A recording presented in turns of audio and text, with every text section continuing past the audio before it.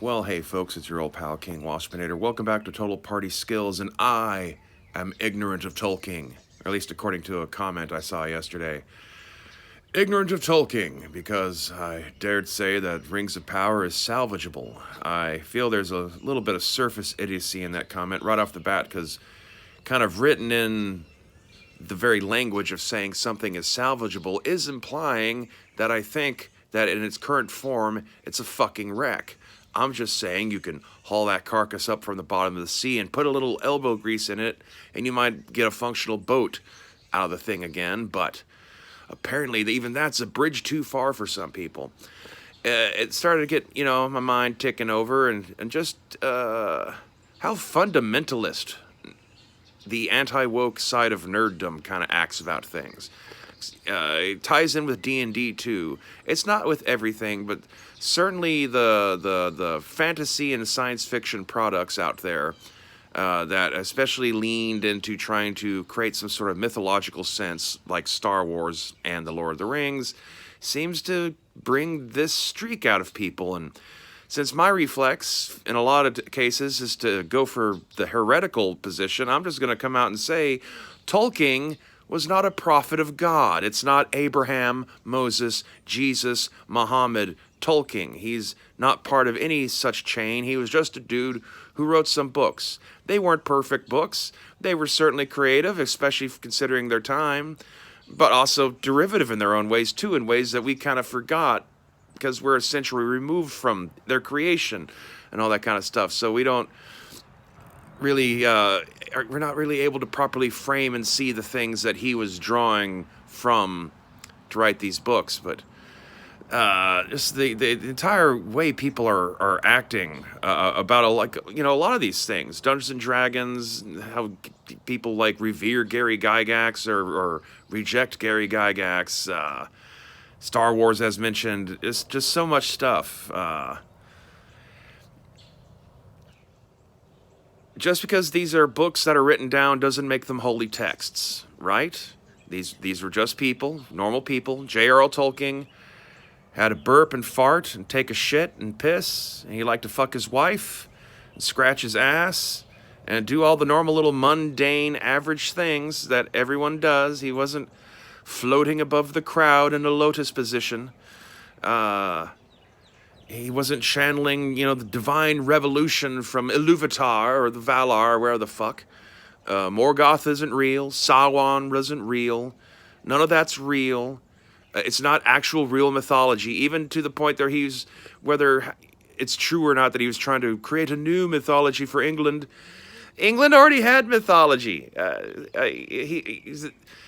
He's drawing from England's mythology to write England a new mythology. So, in a way, I'm not really sure even how valid a thing is. Unfortunately, thanks to the internet, we have a bunch of keyboard warriors who can quickly look something up and hold the information they just read off Wikipedia in their brain for like 20 minutes and get on the internet and act like they're a fucking expert or scholar on the subject.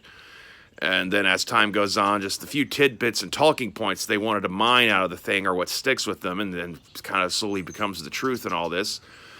But, with role-playing games, these are supposed to just be like modular little activities that can be warped and changed to suit the needs of the players and the dungeon master and stuff.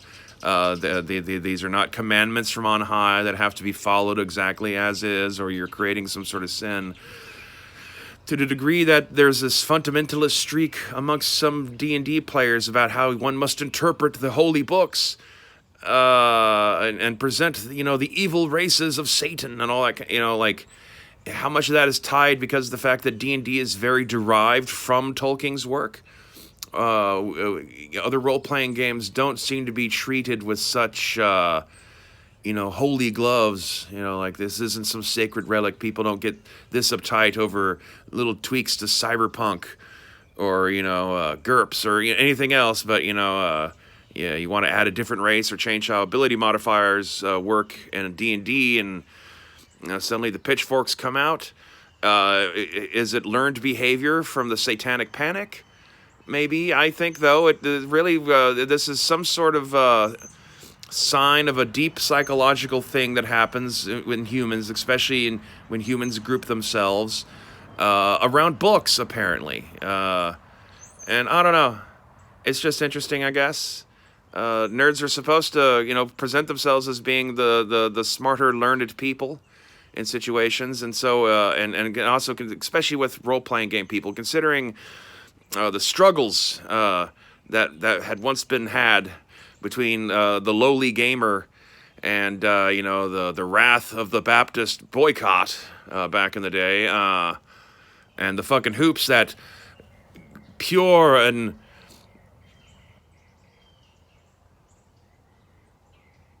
infallible TSR, the changes they did to appease the Christians by changing the names of the devils and demons into the Tanari and the Batezu and all that kind of stuff, which is just as lame as anything being done right now because of modern sensibilities about racism and stuff. It's just as cowardly, and that was the TSR company. And I'm sure I wasn't as plugged into D&D back then, but I'm sure there's fundamentalist rage about that. The grognard phenomenon is hardly new. There was already those people when I was getting into gaming in the 90s. And I think really the proper way of putting it is to describe them as fundamentalists. Yeah.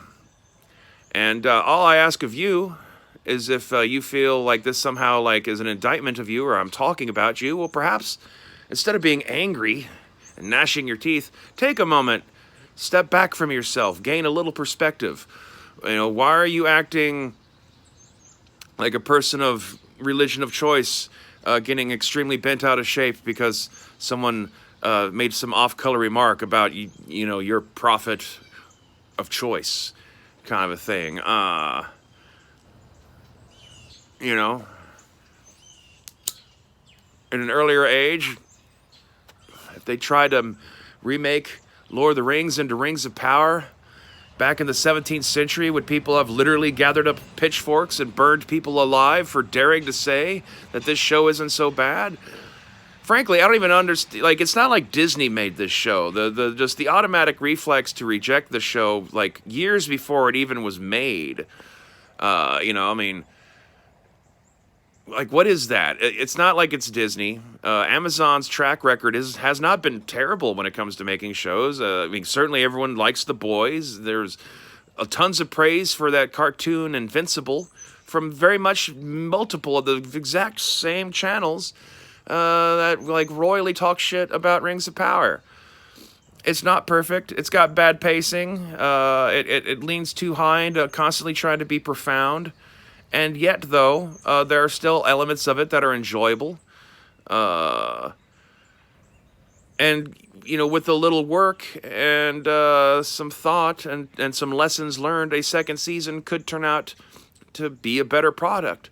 And why would, but, they've insulted the Holy Prophet, unfortunately. And so, like, the Tolkien fundamentalists are just never going to get off this shit. And we're going to have a sectarian split between the book readers and the TV people. And centuries from now, fucking fundamentalist Tolkienites will be, like, bombing reformist Tolkienites, Tolkien temples or something. Like, or getting into conflicts with the Star Warsians. It's just, like